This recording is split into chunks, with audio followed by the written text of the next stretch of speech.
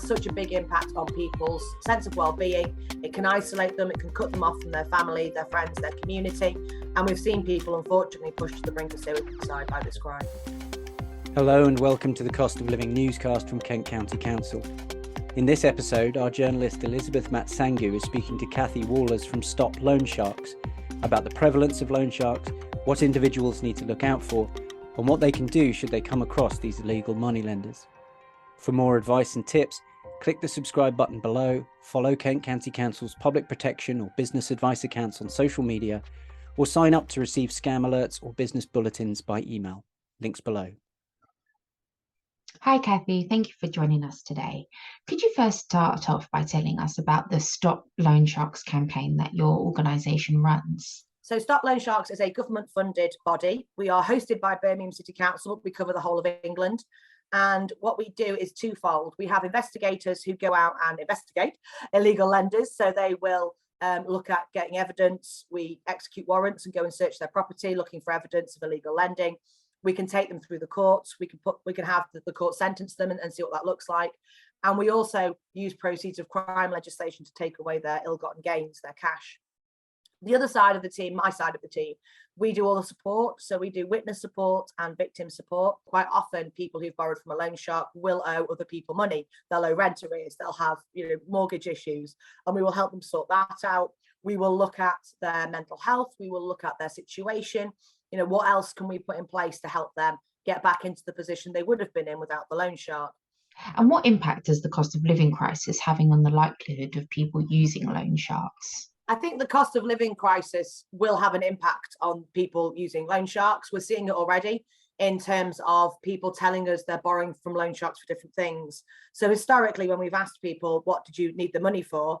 They've said everyday living expenses, but it's always been kind of one-off everyday expenses. So things like white goods or school uniform or tyre bursting on the car, that kind of thing. And what we're seeing now is more and more people saying they're borrowing from a loan shark for food and fuel. There's been some research done recently, which was launched in March, which estimated 1.08 million people currently using loan sharks in England. And that had gone up threefold since the last research in 2010. And it's hard to see that can't be increasing because of the cost of living crisis. And what risks do vulnerable people face when they turn to these illegal money lenders? So the first is a financial risk. Loan sharks don't give you paperwork. They are unregulated, unauthorized lenders. So they don't abide by any of the rules that other authorized lenders would have to obey. So things like you don't get paperwork, they won't tell you the interest rate you're being charged, they won't even tell you how much you've got to pay back. And they will then extort money out of people. So that might be through vastly inflated interest rates. We've seen 130,000% APR being charged, but it also may be through tricks like just doubling what you owe if you miss a payment. So we've worked with people who've borrowed maybe £250, £300 and paid back literally tens of thousands on that loan. And that means as well, they end up in significant legitimate financial debt because you will pay a loan shark before you pay your rent, your mortgage, your council tax, or anything else. And that's obviously problematic because those people have legitimate ways of trying to get money back from you, including, repossession or eviction in worst case scenario. So I think it has a big financial impact on people, but also, and it's even worse somehow, is the impact it has on people's well-being. So loan sharks can use coercive control methods. They will find out what's important to you and threaten it. Occasionally we see physical threats of violence, but more often it's subtler than that. It's manipulation. And it's continual text messages, continual WhatsApp, shaming on social media. And it has such a big impact on people's sense of well-being. It can isolate them. It can cut them off from their family, their friends, their community. And we've seen people, unfortunately, pushed to the brink of suicide by this crime. So how do loan sharks present themselves and how do they target individuals? Loan sharks don't present themselves as a loan shark. So they don't walk around with a placard on or any sort of big announcement that they are an illegal lender. Quite often they pose as a friend. 2/3 of the people we supported last year as victims actually believed the lender was their friend at the point at which they took out a loan, which makes it really difficult for us because we go around saying, don't use loan sharks, they're bad. And 2/3 of our target market would say, we're not. So quite often posing as a friend, posing as someone who's helping you out, I remember what it's like in the run up to Christmas when you've got young kids. Mine have grown up now, so I've got a bit of cash to spare. I'll lend you a couple of £100 to tide you over. It's that sort of thing. And it's only much further down the line people realise what they've got into. But it can literally be anybody. We've prosecuted men, women, people in their 70s as illegal lenders. It's not the kind of archetypal thug with a baseball bat that you might think. It can literally be anybody. We've seen an increase in as well on people who've been borrowing from loan sharks on social media. So loan sharks advertising on Snapchat or Reddit or wherever else, and it being done that way. But again, it's done as a, I'll help you out. I remember what it's like. I'm your mate. And that's what I think makes it so dangerous. And that's why people sometimes think, I got myself into this, I've been duped, and they almost feel foolish, whereas actually these are sophisticated criminals and they're the ones who've done something wrong. What advice do you have for people that are financially vulnerable at present and considering dealings with a loan shark?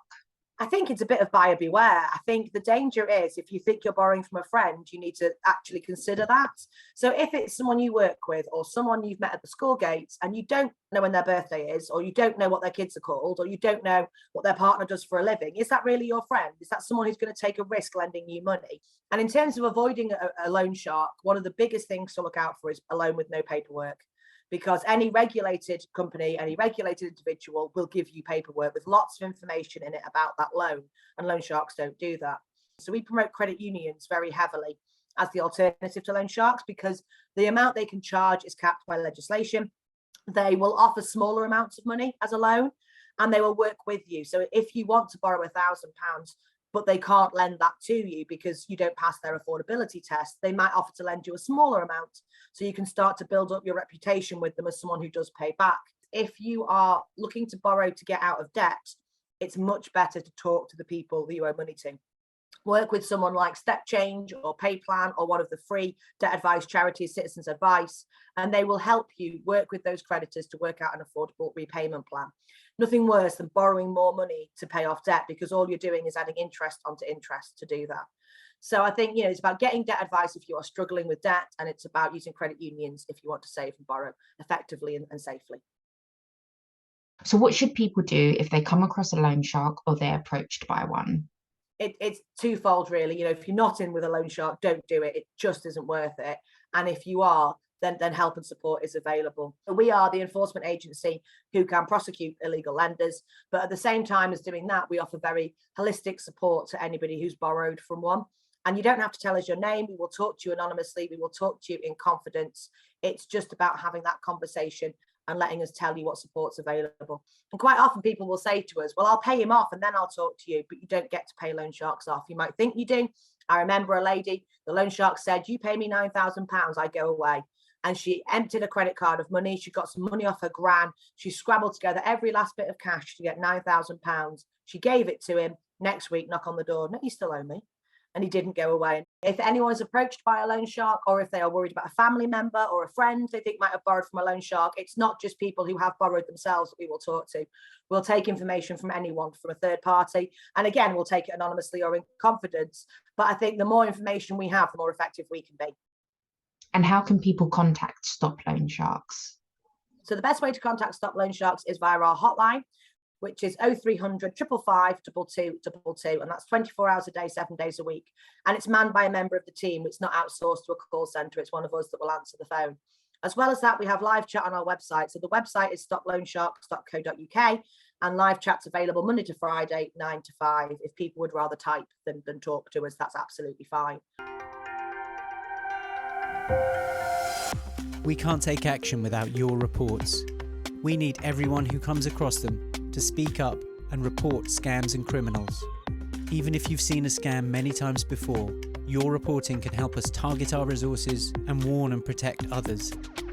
If you have information on doorstep criminals, counterfeit, fake or illegal goods, illicit tobacco, loan sharks or underage sales, contact the charity Crime Stoppers on 0800 555 111. You'll stay 100% anonymous, always. To report scams and get advice on consumer issues, call the Citizens Advice Consumer Helpline on 0808 223 1133. Thank you for helping us protect Kent from scammers and criminals.